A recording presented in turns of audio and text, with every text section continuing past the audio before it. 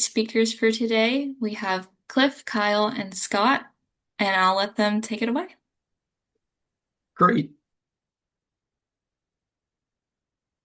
Here with my friends at Elastic and my longtime compatriot, Scott Dickerson.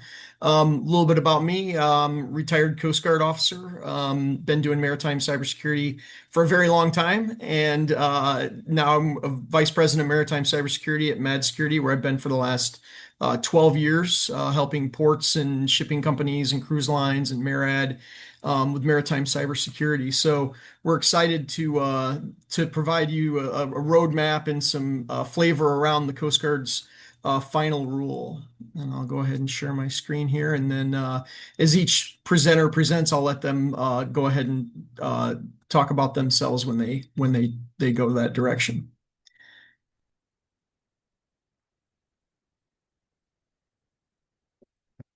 Okay, so hopefully everybody sees my screen at this point.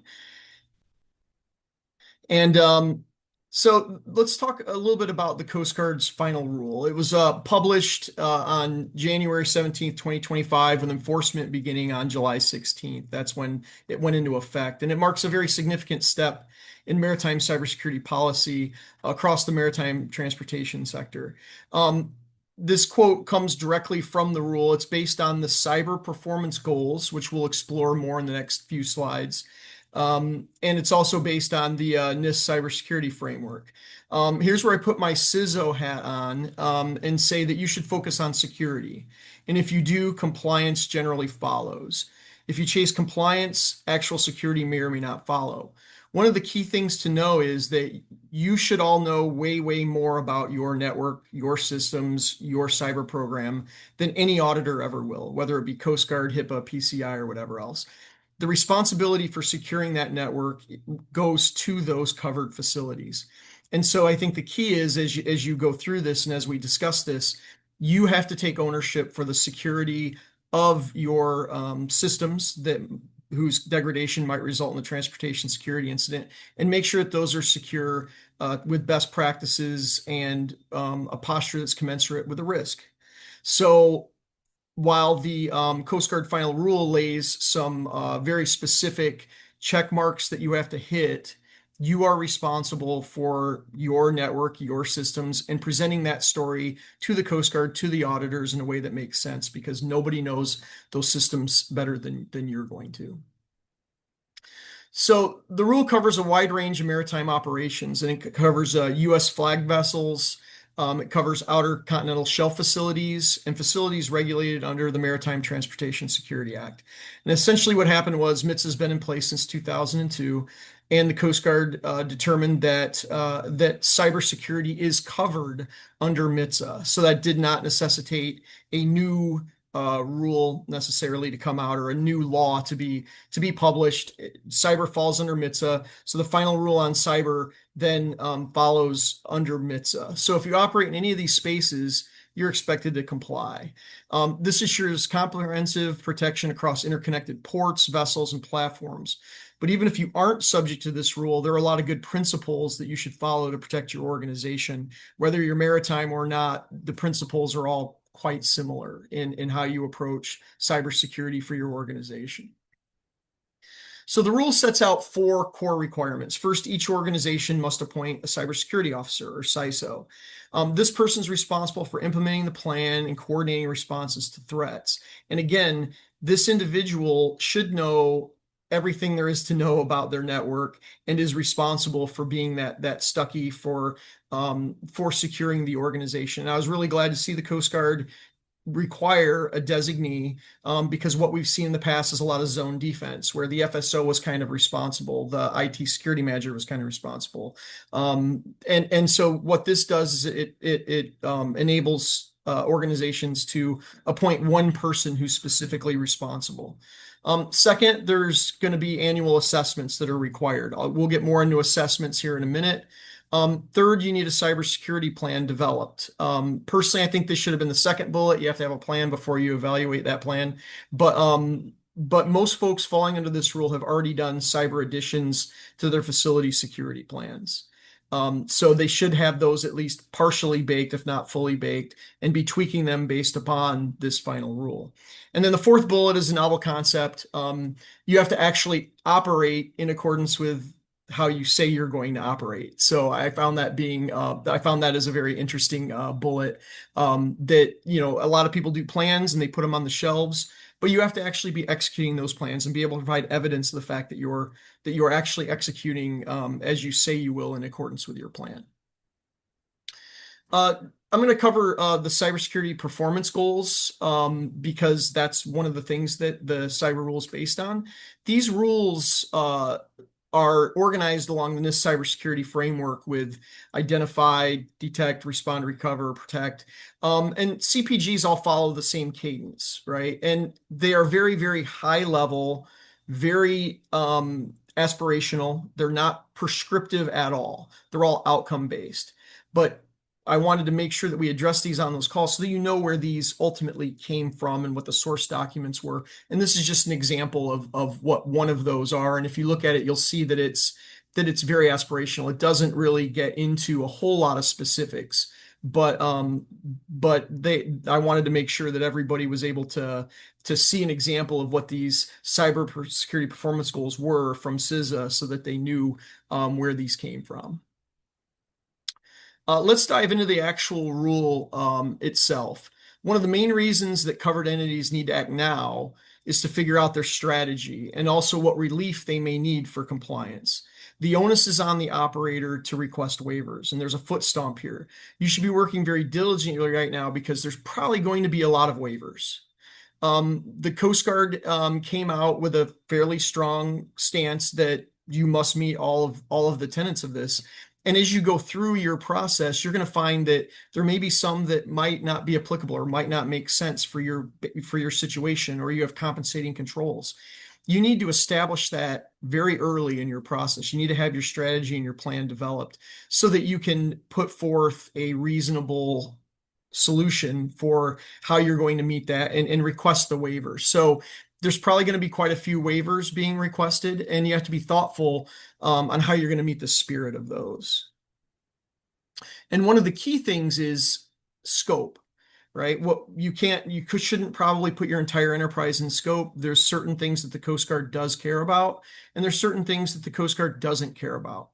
And that they're responsible for regulating. And transportation security incidents and suspicious activity and those kinds of things of systems that might result in the TSI are of utmost importance throughout, and that needs to be where the focus is. So as I mentioned, you should do your cybersecurity plan before you assess it. So let's start there. Your plan has to be comprehensive and proactive. It needs to include a risk assessment of your systems, an incident response plan, and a strategy for recovery. Just as important, it must be a living document. You're expected to audit and update it regularly. The Coast Guard outlines 7 account security practices to protect user access. And these include assigning unique user IDs, enforcing strong password rules, multi-factor authentication. It also calls for limiting access based on role, logging all user activity. Logging all user activity is going to be a big foot stomp in this one. And performing regular reviews to ensure that only necessary access is granted. Segmentation, it would have been number 8 in my humble opinion, and we'll get into that in a little bit. But getting back to these 7, these aren't optional suggestions. They're necessary safeguards, and they're things that the Coast Guard very specifically put in the rule because they're very concerned about access control and preventing unauthorized access for cyber posture. Segmentation is called out multiple times, including in section 101.650. And this is going to be a huge thing for all folks in the maritime domain because the operational technology systems are different from your IT systems. And frequently, when you look at the risk and the impact of those operational technology systems going down, they may involve loss of life. They may involve loss of a lot of property and result in those TSIs. So OT systems are of paramount importance under this final rule. And if you don't segment, then I'll show a graphic here in a bit. you risk folks being able to have full and unfettered access to your entire enterprise. So segmentation can be challenging, but it's something that you have to address, have separate networks and VLANs. And here's a visual that compares segmentation to progressive flooding. And I love this analogy. I love this graphic. Essentially, just like with a ship, if one compartment gets flooded, you have to segment or compartment it so that your entire ship doesn't flood. The number one concern from my perspective for OT systems is someone hacking into an IT system and then pivoting to an OT system. And if you're not properly segmented, then folks can do that. Nefarious actors can carry that out. But if you have proper segmentation, they're stopped in their tracks and they have access to that one network segment, but not all of your systems. We see when we go out to a lot of to a lot of the maritime facilities and sites, a lot of flat networks. Everybody has their camera systems, their OT systems, their propulsion systems. Everything's all on one wide open network. And I would say that one of the very, very key elements for success is making sure to take inventory of those systems, compartment them, and segment them off so that you can't get to them from your IT systems. The role of the CySO is central. They're responsible for executing the plan, training personnel, serving as the primary contact for a cyber incident. Of note is they don't necessarily have to be a full-time hire. Just like you with a lawyer, you may not be able to afford a lawyer with a small organization, a small business, but you may have one on retainer. It's a very similar concept here as far as the CySO goes. One of the concerns that we have when we go out to some of these places is somebody just saying, "Hey, FSO, you're now also the CySO," and they aren't necessarily qualified or capable of developing a fully baked cybersecurity strategy. So that CySO is responsible for understanding the cybersecurity of the organization. And if you don't have somebody that really does that, recommend you go find somebody that does and can set you off in the right direction. The rule doesn't mandate specific tools, getting into now the technical security measures, but there are expected categories of controls. And these include access control protocols, multi-factor authentication, regular patching and system updates, your normal hygiene kinds of activities. And what matters most is demonstrating that your systems are protected using best practices that are appropriate to your level of risk. And so your tools should support what your strategy is, and you should make best use of your resources to protect those most critical elements of your enterprise. The rule also emphasizes cyber preparedness, not just protection. And so organizations must train staff regularly, run cybersecurity drills, just like you would fire and evacuation drills. These drills ensure that your cybersecurity plan actually works. No network is completely defensible. No network is impenetrable. Folks will find a way in if they're determined enough and highly resourced enough. So the key is resilience and being able to train people to be able to overcome and fight their way through a cyber incident. Not just the identify and protect, but also the detect and respond is absolutely crucial to your cybersecurity plan and something that has to be exercised regularly. The rule sets out three core requirements, and the first in entity. Oops. These are reportable cyber incidents, right? And so anytime that you have an incident, you have to report it. And NAVIC 02-24 change 1 on Q just came out this week, and it talks about anytime you have substantial loss of confidentiality, integrity, availability, that's reportable. Any disruption or significant adverse impact on the entity's ability to engage in business operations has to be reported. Disclosure of unauthorized access, transportation security incidents, obviously, all have to be reported. They are also very clear, fortunately, that your normal nuisance, spam, your normal probes, things like that do not. They don't want to hear about that. Otherwise, they'd be bombarded with information and wouldn't be able to do anything else. So use your good judgment on understanding what the potential impact of those scenarios are. And during your exercises, pay good attention to at what point do we contact the NRC? At what point do we, reach out to the Coast Guard and report this? When are we required to, and when should we?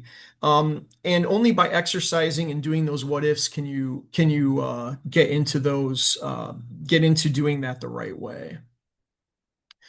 So the mandatory reporting, again, NRC is the place where most folks are going to be responding to for any cyber incident, and then timely reporting to facilitate coordinated response efforts.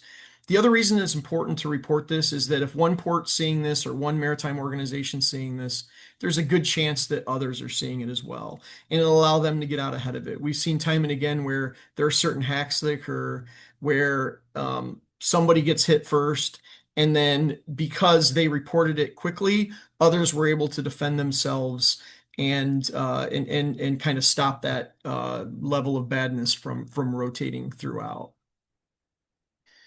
Getting back to training a little bit, training must cover these four topics, and they center around being able to recognize potential cyber threats. Of interest is that this applies to anybody in your covered facility that accesses IT or OT systems. And in maritime environments, you get weird scenarios such as individuals who might not have a computer account, right? So how do you train those folks? You have to either have something that's printed that you hand to them, or do a live presentation or a briefing before that, or they'll need to be escorted. But the training, the four bullets make complete sense to me, and that's folks need to understand and recognize and be on the lookout for anything that might be out of the ordinary or anomalistic as far as a cybersecurity event happening. And normally, humans are sometimes the first sensors to be able to recognize that. Hey, that looks out of the ordinary. I need to tell someone. So the first is, how do your folks recognize and detect what cybersecurity threats are? The next bullet is techniques to circumvent cybersecurity measures. And that's both for nefarious actors and teammates, because we've seen a lot of times teammates, bypassing cybersecurity controls for convenience, for ease, and that's the wrong thing to do as well. But understanding how the adversaries work, understanding how systems might look if they've been breached is important to that detection process. The next is procedures for reporting cybersecurity incidents. If somebody sees something, they should know immediately where to go. In a lot of organizations, if somebody gets a spam email, they can just send it to spam@company.com, right? And so they know exactly where it goes to. But if you have a worker who's, working on the pier, part-time worker potentially, if they see something, who do they report that to? Their supervisor probably, but also there's someone within your organization or some entity in your organization that should be taking any feedback that comes from those human sensors that are detecting something. And then finally, specialized training for key personnel. Once you've seen one port, you've seen one port. Once you've seen one MITSA regulated facility, you've seen one MITSA regulated facility. So there's different systems that folks have to be aware of. So this training isn't just one size fits all. It needs to be tailored and take into account the different roles, the size of your organization, and those types of things. And at this point, I'll turn it over to Scott, who's going to take us through the next segment of the webinar. Thanks, Cliff, and thanks for going through all the pieces and components that are in the Coast Guard final rules, what needs to be done, all that. I'm going to take a little bit of a step back and kind of talk about why are we ultimately wanting to do some of these things. Yes, compliance, as Cliff mentioned, is one thing, risk management is another, and ultimately understanding why we're looking at some of these things is, I think, really important to then designing a great program. So the Coast Guard requirements being out there is one thing, but there's also a fundamental reason why we want to look at that, and that's because of the threat activity that's going on and has been going on for years. And this continues to increase in intensity in terms of the number of attacks, the severity of the attacks, the impacts, etc. And keep in mind that one of the very first events that kind of drew a lot of attention within the maritime community happened 8 years before these rules came out. And that was something that was near an extinction level event for a global owner operator and cost hundreds of millions of dollars in damage based on the incident that they experienced with that.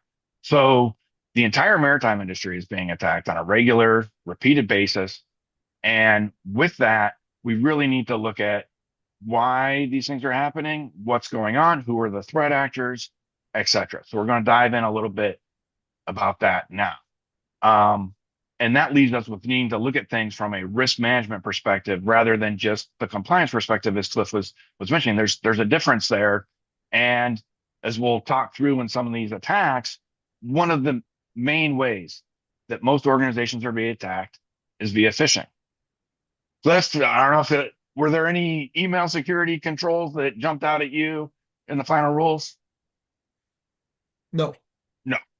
Same thing with CMMC 800-171. So again, how people are being attacked, how they might experience an incident is not necessarily the same thing as being compliant and meeting some of those requirements. So we encourage everybody to take a step back and be like, okay, we need to do these things, but are those the only things we need to do? How can we help stop or detect some of these attacks that might be happening against us? Cliff, can we go to the next slide, please? Yep. And so when we look at the threat activity and the risk landscape and the trends that are going on, there's some things that have been happening for a while, and some of these trends are pretty persistent and are going to become more and more commonplace as we move along over the coming years based on how we're integrating technologies and what the risk landscape looks like. So one of the big reasons is the international and transnational nature of these threat actors. Right now, cyber attacks are a very low risk endeavor for the threat actors. There's not really much in terms of punitive measures that they might experience that governments can really put into place. And so there's not much to really dissuade a threat actor from launching attacks. So the consequence of this and these various kind of failed attempts to counter that is that we have increasing number of threat actors. And there are complex reasons why it becomes difficult to discourage that activity. But overall, that's going to encourage more and more threat actors, more and more activity to continue until there's something that's a little bit more punitive in place. Now, combined with this, we have legacy and sprawling attack surfaces. Again, we're adding in more OT and IoT into networked environments. Even more IT systems are getting being added in day after day, year after year into these environments. So that's creating a target-rich environment for those threat actors. And there's a lot of reasons why we then have, particularly in OT environments, some legacy kind of dependencies in there from a systems architecture perspective. Those systems are meant to be in place for a long time. Everybody kind of knows this, but what that does from a cybersecurity perspective means we need to treat IT and OT differently. Going back to one of the things that Cliff pointed out, the Coast Guard final rules were based on the cybersecurity performance goals, but they were based on the first version of that, which said treat IT and OT the same. And that's not necessarily what we want to do. So again, from each owner operator's perspective, you really need to look through and think through how each of these systems might need to be treated kind of differently based on the attack surface, based on what risk that really presents. And then we get to the part where some of those implementations that might be going on will remain vulnerable over a period of time. And you're going to add more and more third parties and other relationships into there with their legacy infrastructure. So again, this adds up to a lot of risk that needs to be understood, needs to be factored in when developing the plans and then going forward and actually implementing some of these different categories of solutions. Next slide, please, Cliff. And so we'll go back and look at some of the different threat action. Go ahead and click through. We'll just show all of the 6 different kinds of threat actors up there at once. Thanks, Cliff. Now, with each of these adversaries, they all have different motivations, different reasons and capabilities of why they might be targeting your organization. Now, they're continuing to evolve as well from a technology perspective and capabilities perspective. You know, AI allowing for deep fakes of executives, saying, make this payment, we need to do this right away, giving an instruction or a decision on something could be very convincing. If that's in a video format and a voice format, making a phone call and impersonation there. So those deep fakes are becoming, those are going to be more and more challenging to spot and identify. Same thing with phishing, vishing, and other attacks. There's also more remote connectedness that we have within our environments with workers, third parties, etc. And different threat actors are leveraging those weaknesses to then target and simply take advantage of those targets of opportunity. Now, as we bring in broadband at sea in particular, so not just looking shoreside, but also from a vessel perspective. In the past, there was very limited bandwidth at sea, intermittent connections that could break. That actually kept some cyber attacks from being able to be fully carried out against a vessel based on the fragility of some of the internet connection that was happening over SATCOM, right?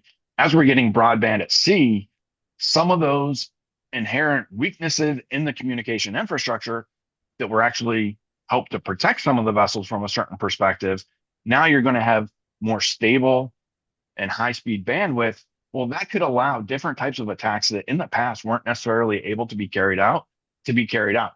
So that also brings in, from a threat perspective and risk perspective, other things to factor in. Okay, that's great. We've got high-speed bandwidth that allows us to do more monitoring at sea and everything else. But on the flip side, what could that open us up to? So understanding how these threat actors might leverage that, and things in the past where you might have had terrorists and piracy that weren't necessarily looking at targeting vessels from a certain perspective, that might become more of a thing as we move forward. So understanding not only where we're at right now, but where we're going to as you're developing your plans, very important. And we shouldn't, and also I'll just comment briefly, insiders have great trusted access. So that can also be something that threat actors want and have, that those insiders have. So it might be more of an accidental thing. It's not necessarily a malicious insider, but we also need to consider that there could be malicious insiders within our environments that have trusted access to our systems that could cause sometimes the most severe damage of all. Next slide, Cliff. And so when we look at things, a lot of times when we talk about cybersecurity, especially from an IT or practitioner perspective, a lot of times we focus specifically on technology and technology solutions. And we don't always necessarily factor in people and processes as much as might be helpful. And so obviously the Coast Guard final rules place a lot of emphasis, training, drills, exercise on that people component, incident response plans, people knowing what they should be responsible for and do when it comes to incident response. So that's really good of tying in the people and process together with some of the technical controls that they spell out. Now, one of the things that people, again, from a solutions perspective, you talk to a cybersecurity engineer, going to be like, oh, I need this technology, this, that, and the other. This is how I'm going to implement. This is how it's going to safeguard us. None of these things come with complete silver bullets. And there's always going to be weaknesses. If that wasn't the case, would we still be worried about phishing attacks? Would be worried about ransomware if the technology totally solved this? There's going to be holes. Things are going to get through, whether it's evasion tactics that the threat actors will use to get their phishing email through and to bypass some of even the best phishing security tools. Still going to get around. Same thing with ransomware. And okay, we have our endpoint detection and response capabilities. Man, is that stopping all of it? So we still need to worry about the technology and still work on that. But I think there's a great opportunity that while the technology allows us to scale our operations and scale our cybersecurity efforts in ways that we could never resource enough people to do, we still then are highly dependent on people and processes for the foreseeable future to help them help us make sure that the organization is secure. So one thing that I would encourage everybody to do is when you're doing your training, your drills, your exercises, it's not just what do we want the end user to know and understand. That's important. But those are all terrific opportunities to get them to buy into what ultimately we're trying to do from a risk management perspective against some of this threat activity. If they understand the why we're doing things, that's going to help keep the organization more secure and more resilient in the long run. If you're just trying to cram some information at them, we've seen where some training programs might just be click, click, click through. And 5 minutes later, if you ask the person, hey, do you remember what was in that? No, I honestly couldn't tell you what was in that training that I just took on an annual basis. So use these opportunities as ways to really engage everybody and get them bought in on overall what needs to be done from a cybersecurity perspective across the organization, because this is a business challenge, not just a technology challenge, not just an IT or cybersecurity team challenge. It's the whole organization that needs to kind of be on the same page. So use those opportunities to get them aligned with what you're trying to do. And that can help keep, if you're just looking at from a compliance perspective, cybersecurity becomes kind of a cost center and really just stays within that bucket. If you get them on board, this can actually increase the value of cybersecurity efforts across the program and with everybody else. And so with that, I will, sorry, one more slide, Cliff. And then we'll turn things over to Kyle in just a second. So lastly, and this kind of builds up on everything else, there's a lot that we need to do within our organizations. But overall, the threat actors, they're even collaborating with each other to launch some of these attacks, and they're specialized, and we can have a whole webinar just on how threat actors kind of organize and leverage each other as well for some of their campaigns. Well, from a defense perspective, we definitely need to tie everybody together as well. And so fully supportive of people engaging in a variety of different collaboration forums. We've got the MTS ISAC, the One ISAC that are more industry focused. You have Norma Cyber as well for those that are international and might be engaged at global business and multiple different jurisdictions. One of the problems is we kind of have these segmented pieces. InfraGard, another one with public-private partnership opportunities. So engage. You can do everything right yourself, but if you're kind of in a silo and on an island, it's going to be really challenging.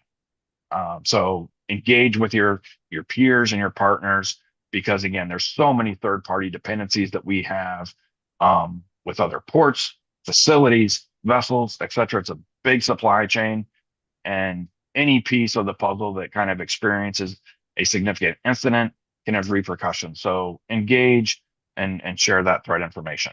With that, I'll turn it over to Kyle. Thanks. Thank you, Scott. Cliff, do you mind? Oh, perfect. Of course. Let me share my screen. And there's a poll question that popped up. Awesome. Cliff, you can see my screen, right? The PowerPoint slide? Yes, sir. Fantastic. Okay, just to briefly introduce myself, Kyle Rosnitas. I'm a solutions architect here at Elastic. I've been at Elastic for about 1.5 years now, but prior to this, did a bunch of different data and software engineering roles across different companies. Since I joined Elastic, I learned very quickly that Elastic's much more than search. We also have a very big stronghold in our security and observability spaces as well. Obviously, today we're here to talk about cybersecurity, so let's dive right in. And now that we understand what the new Coast Guard rule it requires, how the threat landscape has evolved for different ports and terminals, now I want to really talk about the technology, which in this case is Elastic, that turns those regulatory requirements into real operational security, and give some examples of how you can architect your infrastructure to support those type of needs. More specifically, how we unify traditional IT, your information security or technology, with operational technology, your OT, and network telemetry to give the maritime operators and security analysts the visibility and detections that the rule demands. What you're looking at here is an example of what a maritime environment could look like. Maritime environments are inherently very hybrid. You have our traditional IT, our Active Directory, our Workday, our financial systems, our Outlook, whatever it might be, all these traditional IT systems running alongside industrial OT. Think your cranes, PLCs, safety systems, CCTVs, badge scanners, all the OT that exists inside your environment. And then on top of that, as Cliff and Scott have talked about, we also have vessels and remote terminals that are now connecting intermittently. And as we get better connection, these become more important, as well as the cloud services. A lot of companies are moving to cloud as well. So you think about all these different pieces. That what I'm trying to illustrate here on the slide is how all these different pieces are very interconnected. So even though there is segregation between how these should be architected, they all still do. They also have this kind of overlap, and that's why it's really important to try to unify these domains in a cybersecurity platform instead of trying to treat them as separate silos, because an attack vector in one of them could apply to other areas as well. So to effectively monitor, detect, and respond across both these IT and OT environments, I like to think about it in this 4-layer model. First, we're looking at the bottom here. I'm going to work from the bottom up, and that's the first one's hybrid architecture. Elastic supports our edge collection at the port or vessel. We have on-prem clusters for low latency. We have fully air-gapped environments as well when security policies require it. And then, of course, we have Elastic Cloud. And a lot of the time, Elastic Cloud is used for, that scalable AI and long-term data storage. So, you can connect to the on-prem cluster, do your basic analytics or whatever you need to do in real time, and then ship that data up to the cloud. And if you want to start using large language models to try to make your enhance your security posture, you can do that as well. Moving up the triangle or pyramid, we see layer 2, the data collection. We bring in logs, network flows, OT telemetry, all in real time, and normalize it to what we call the Elastic Common Schema. This gives analysts this one consistent view. The Elastic Common Schema is really powerful because it is what essentially it standardizes all your data. So, for example, if you have a bunch of different machines, it could be a terminal, could be a workstation. A lot of them have IP addresses, right? But if you're able to take all of them and make them work with a source or make them fit into the source.ip field, it makes it so a lot of our dashboards, detection rules, machine learning job, and even just basic search is really easy to do because you're not trying to figure out, okay, in this data source, it's source.ip, and this one, it's IP address. So the Elastic Common Schema is really important. And this is what, like I said, drives all our various dashboards and everything that exists inside of Elastic. Moving up to the next layer, we see our data analytics. And this is actually where those detection rules, those machine learning jobs, and our Elastic attack discovery feature, which I will be showing in a second in a quick demo, correlates activity across your entire infrastructure, both OT and IT, using behavioral analytics and large language models to surface attacks rather than just viewing alerts. And then, of course, layer 4, this is your security operations. This is where analysts use built-in cases, shared timelines, and agents to aid in investigations, crucial for the Coast Guard reporting and SOC workflows. Now, on this page, what you're seeing here is just a reference architecture for a single port or terminal. This diagram is intentionally simple, but I hope illustrates that both intentionally simple illustrates that both IT and OT data sources, the collection methods, and where Elastic kind of fits into this fold. So I'm going to work from the bottom and work my way up again. But at the bottom, you see 3 boxes: the OT zone with the PLC, Crane, RTG, and Microsoft icons. Moving to the right, the IT zone with our Active Directory server, other servers, Windows, Linux machines. And then, of course, to the perimeter, which is like our VPN, firewall, Okta, authentication, all those other traditional IT solutions that we tend to see in our environments. Moving up a little bit, you'll see that we have TAP, SPAN, SUS, Zeek icons as well.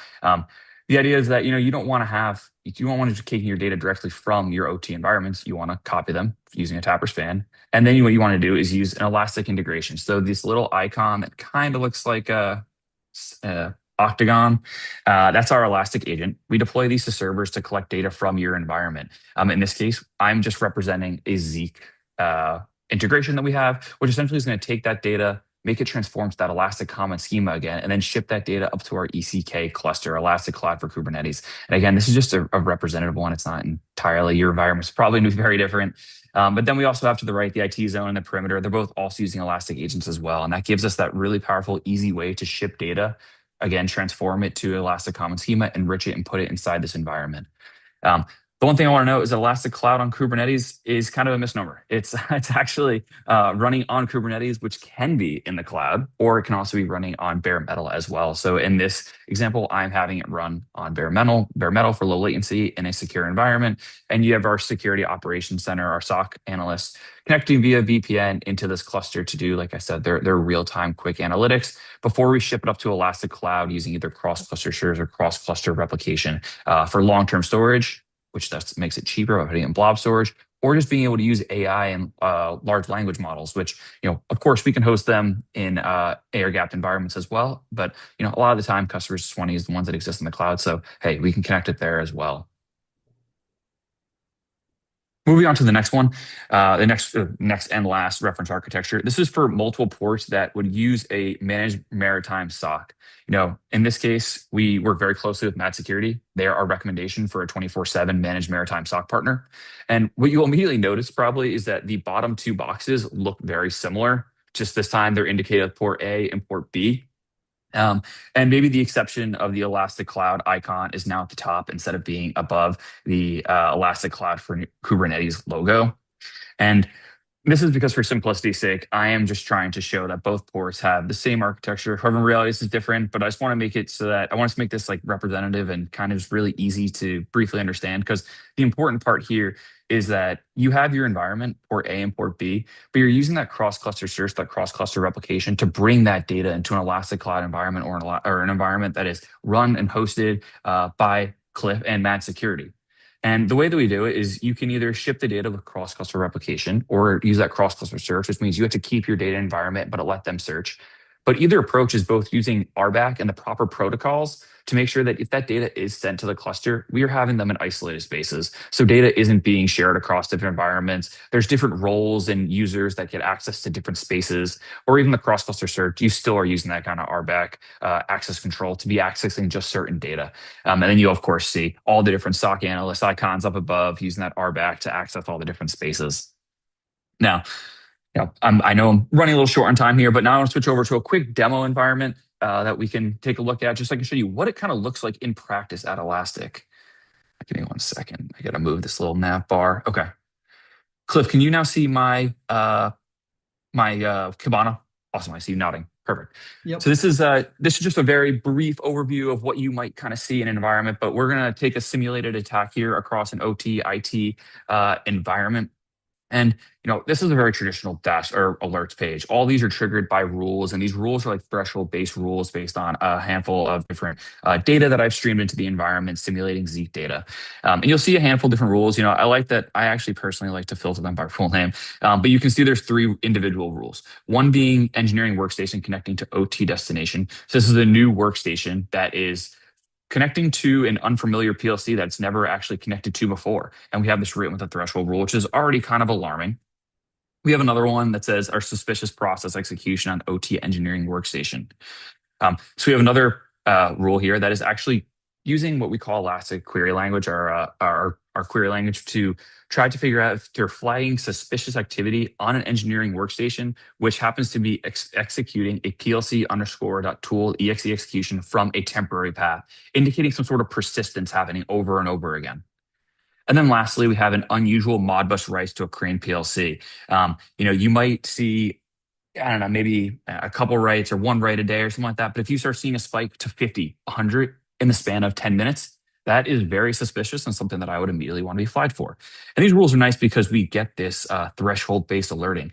But it's not exactly the best way sometimes, because it can create, as you can see, a lot of alerts. We're seeing 17, 12 of them just for this engineering workstation connected to no OT destination.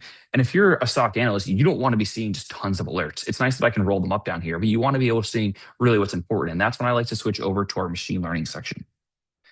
And machine learning, I know sounds like a scary word to a lot of people, but it's actually really simple with Elastic. We have a wizard that lets you very easily walk through how to build a machine learning dashboard. And you're seeing 2 here, or 2 machine learning job, not dashboard. You see 2 here, our high rate OT writes and our rare OT peers. And you can kind of immediately looking at these, start thinking, okay, these seem very similar to the rules that we were just looking at, and that's intentional. So we'll see a high rate of writes, OT writes. I'm just gonna click on this one. And we can see from destination to the source IP.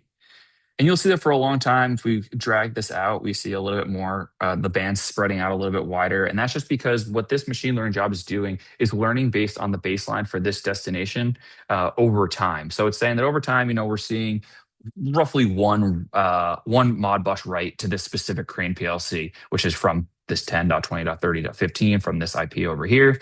And then all of a sudden over here, we see a massive spike. You see it goes from that 1 up to, I think we're looking at 44. And the beauty of this is now that we're saying that we had that threshold rule, which was really nice because we set the parameter to, I think I said it's a 5 and anything over 5.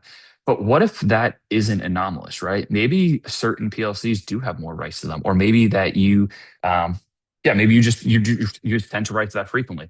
What we can do is you can differentiate them between this IP, this IP, this IP. So this crane, this crane, this crane, to instead say, hey, we are going to see this one expects 5 a day, this expects 3 per day, this just expects 1 per day. And that way, we're not having a specific threshold. We're actually finding, based on its historical pattern, whether or not that's actually anomalous behavior. Now, we have one more rule as well that I want to briefly touch on. If I click on this, I see our rare OT peer. We can also do it in this context as well of going back to that, hey, have you ever connected to this before? This one can also track anomalous behavior as far as like across the whole span of the population. How often is this one really actually trying to access this specific PLC in this example? So again, getting away from that just known knowns to those known unknowns. But this all required a decent amount of investigation. That was just 3 alerts in a very demoable environment.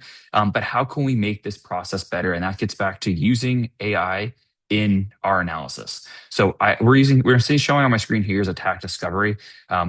And I'm not going to run it for time's sake, but essentially you connect a large language model to it, you select the time period you want to run in the alerts, and you go ahead and hit generate. And it's, in this case, going to surface just one attack. But what it does, it takes all your alerts, your machine learning jobs, and all your events that happened, and using generative AI, it is going to do correlations and then summarize those into a readable format. So instead of me having to look at all 20 of those, I think it was 17, 3 and 3, so 23 different alerts, what I actually can look at is I'm seeing down here just one attack. And it did the entire investigation that I just showed you of looking at the different rules and the machine learning jobs and trying to put the pieces together. But it put the pieces together for me. So now I'm seeing there is an OT infrastructure attack chain, attack on this engineering workstation targeting PLCs with malicious tooling and lateral movement. It gives me a nice high-level summary that a sophisticated attack on OT infrastructure where attackers executed this PLC tool.exe from this path, establishing persistence via scheduled tasks, manipulating this crane PLC and moved laterally to another PLC. I'm not going to read through all the different steps, but you can see the initial access and execution, our persistent establishment, command execution PLC, and lateral movement, all even saying to the PLC, here's the exact speed that it modified it to, and mapping to the MITRE ATT&CK framework. So that's really powerful. Now, taking it one last step further, I can open this view in AI Assistant. And what it does is it takes the context from this attack that we just looked at and adds it here. But then I also added some quick text just saying, hey, explain this attack in natural language for a port operations manager, focusing on which crane is affected, potential safety impact, and recommended immediate actions. And AI is really, really good at doing this summarization piece. So what we can do is just say, hey, please write this for me. And it shows you what happened in plain language, the affected equipment, attack timeline, the safety implications, recommended immediate actions. And then I want to take it just one step further. I want to say draft a first cut incident report to support USCG cyber incident notification, summarizing timeline, affected systems, suspected root causes, remediation steps. And you see it is based on the available information from attack discovery. It gave me a timeline of the events that took place, the actual affected systems, the suspected root causes, are immediate remediation steps taken, and our planned additional remediation steps, as well as the impact, the safety impact, data impact, financial impact. So you can see how we can take it from, instead of us just looking at these rules and these machine learning jobs, which are really powerful and are still the baseline for how all this AI works, but then we can use the attack discovery and the AI assistant to summarize all this information and kind of do a lot of that correlation that I used to have to do as a maritime or SOC analyst.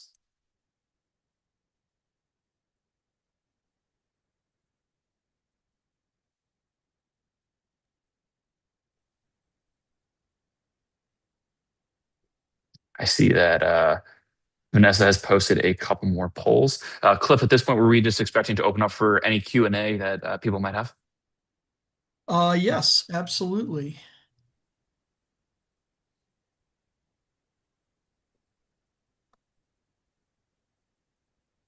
Let's see. All right, I see. What one piece of advice would you give to maritime leaders who feel overwhelmed by the new requirements? Scott, did you want to take that one? Sure. Thanks, Cliff. So I think one piece of advice, because as Cliff went through the laundry list of everything that's required and what the CySO might be responsible for, and this could be a very new responsibility for some organizations that may not have been leaning as far forward with cyber in the past. So very quickly that can add up to being a lot on your plate. And so the advice I would give is try not to think that you are in this alone. Whether that is using, again, some of those different community forums, MTS ISAC, One ISAC, InfraGard, etc., to get to know your peers, work that together. And again, third party expertise is available out there. You've got some of us on this call, but anyone else as well. Just I would say don't try to suffer alone in silence and with your inside your own head of like, oh man, I've got to do all of this myself. I don't necessarily have a team that I can count on, and know that you're not necessarily alone. There's a big community here that's growing by the month and, and year within maritime cyber. It was a very small community several years ago, but it's getting bigger and bigger. So don't feel like you have to do it alone. Reach out, make connections, and there's a lot that can happen with your peers to help provide ideas or reassurance of what could happen. Thanks, Cliff. Of course. Let's see. This one is Navis still prevalent in the port management world? And if so, is Elastic complementary to their operational capabilities?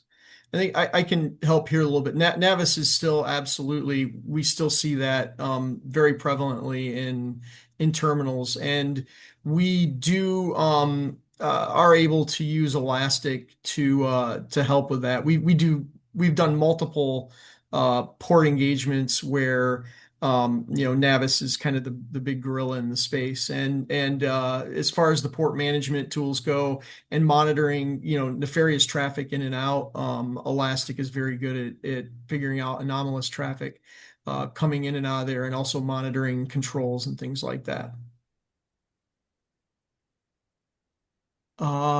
This one's right up Kyle's alley.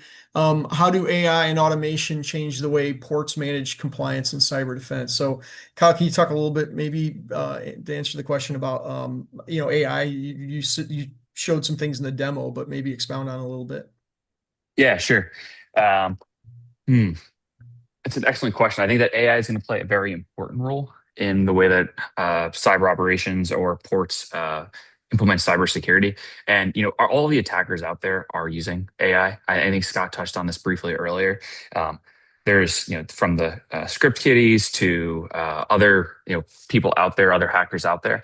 They're all using AI. So why shouldn't we try to make the process better, or make our security posture stronger? And so that's what we're trying to do with a lot of our features nowadays. As you hopefully saw on the demo, we have a handful of different AI technologies already baked into the platform, whether that be our attack discovery feature, which, again, I really want to say that we do see a lot of customers really using that feature because it does really help from the perspective of, going through an investigation or looking at rules and trying to figure out exactly what happened. And again, we have like session viewer, event timeline. We can go through a whole host of different features that Elastic has, but being able to offload that work to an AI assistant to do that correlation and do that summarization for you helps speed up that process. So you can go from having to spend so much time on investigation and focus more on the remediation aspects. And that goes across not just the OT environment, but also the IT environment and everything else that happens within your infrastructure.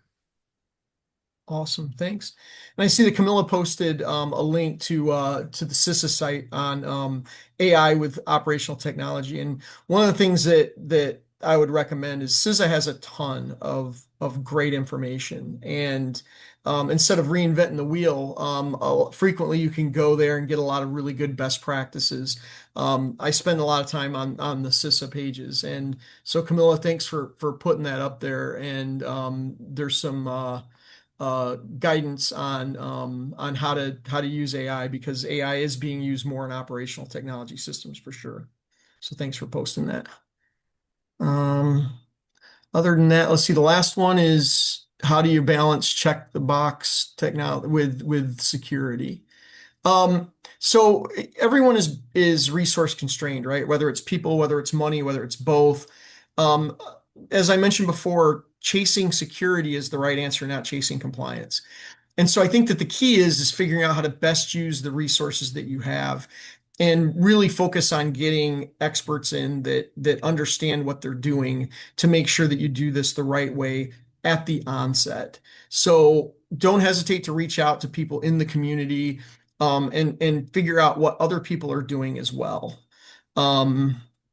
That would be my guidance is to invest those dollars towards the systems that the risk is the greatest in. Let's see, there's another question. How do AI hallucinations are limited? Yeah. I can try to take this question, Cliff, quickly. I don't know how much time we have left, Of but course. it's an excellent question and extremely important. So there's a combination of approaches that we can take, and really the most important aspect is the use of something that we call context engineering at Elastic. I think the industry tends to use a similar term as well. And the idea is that if you provide the large language model with the correct context, it doesn't need to hallucinate, because what it's doing is it doesn't have the right information when it's hallucinating, right? It's large language models are trained on the corpus of data that's available in the world, pretty much. And when they don't have the correct answers to the questions, it makes up an answer, right? So what Elastic does is, either through our knowledge base, which allows you to add runbooks, allows you to add any context for your environment, tickets, your network architecture, whatever it might be, to the LLM. And what it's going to do before it actually goes and tries to give you the response, what it's going to do is do searching across that knowledge base or of information that you have provided to it. And then, of course, there's the anonymization, obfuscation, RBAC controls. There's all those things exist in Elastic as well. But by giving it having that search layer that provides it the correct context, thus reduces the amount of hallucinations that it's going to give you, as well as some really smart prompt engineering as well.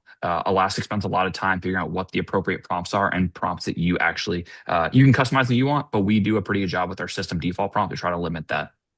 Scott, I saw you put your hand up. Do you want to go on? Yeah, I was just going to piggyback. Great answer that Kyle provided there. And I think, going back to one of the previous questions, if somebody is new to some of these requirements and new to maritime cybersecurity, and they're like, okay, now I suddenly have to do all this stuff, you might not know where all the sources of information are. And you might not be as great at prompting of the AI. And so if you say, okay, what are the policies that I should have? What are the procedures I should have? Again, I think, Kyle, that kind of goes back to, then, okay, the AI is going to be like, well, there's not necessarily a big body of knowledge out there for my LLM to draw on. So I'm going to make something that the AI will be like, I'm going to create something. And so there have been cases where somebody's asked a question and done a prompt, and there's been lawsuits that have been filed over this. One case was up in Canada with, I believe forget, it was Air Canada or another Canadian company, where they said, "What's the policy on this?" And it made up a policy that Air Canada or whichever other organization it was supposedly had, and that policy didn't exist. And so, again, there are some dangers there. So please be careful when you're trying to enter prompts to get the answer on how to do some of these controls, because you might be led astray in some circumstances. Yeah, I think that's a really important thing to add, Scott. The one other thing that I like to add is that a lot of the AI assistants nowadays, I'm talking specifically like Elastics, for example, is that we do a really good job of providing the actual context. So you'll see exactly the documents that it was sourced from, and this goes to a bigger, I'm not going to say problem, but a bigger thing in the industry in general is users should confirm what they see, what they read, and look at the underlying documents to make sure it's accurate. Like I was trying to allude to before, LLMs are really good at summarization, but that's kind of what you should use them for. You should always double check and verify before you publish anything or do anything. All right. I think that rounds us out for the question portion for today. Just wanted to say thank you so much to Scott, Kyle, and Cliff for being our speakers for today. And thank you all for joining us. If you have any additional questions, our information is displayed on the screen. And Kyle, Cliff, and Scott, feel free to drop your information as well if you'd like in the chat.